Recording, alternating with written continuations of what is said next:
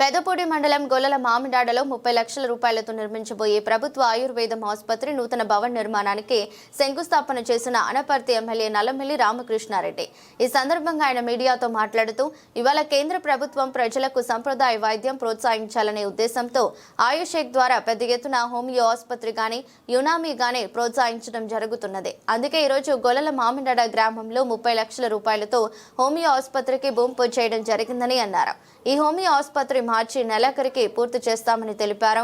కార్యక్రమంలో Anaparthi market committee chairman Juttika Suryakumari, Juttika Krishna, Tamalampudi Sivaramareddy, Dwarampudi Gopikrishnareddy, Ravada, Nagu Gollala, Mamidada గ్రామ కూటమి నాయకులు, అధికారులు పాల్గొన్నారు.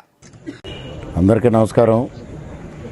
ఇవాళ కేంద్ర ప్రభుత్వం సాంప్రదాయ వైద్యాన్ని ప్రోత్సహించాలనే ఉద్దేశంతో ఆయుష్ శాఖ ద్వారా పెద్ద ఎత్తున హోమియో ఆసుపత్రులు కానీ, అదేవిధంగా ఆయుర్వేద ఆసుపత్రులు కానీ, యునానీ కానీ ఇవన్నింటినీ ప్రోత్సహించడం జరుగుతూ ఉంది.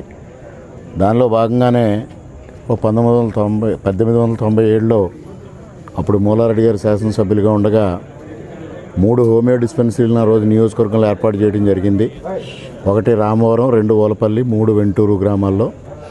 ఆ ఓలపల్లి డిస్పెన్సరీ కొద్దిగా శిథిలావస్థకు వచ్చిన నేపథ్యంలో అక్కడ దాదాపుగా 30 లక్షల రూపాయలు ఖర్చు పెట్టి దాన్ని ఆధునికంగా తయారు చేయడం, అదేవిధంగా ఇక్కడ గొల్లల మామిడాడలో ఆయుర్వేద హాస్పిటల్ కోసం 30 లక్షల రూపాయలు మంజూరు చేయడం జరిగింది.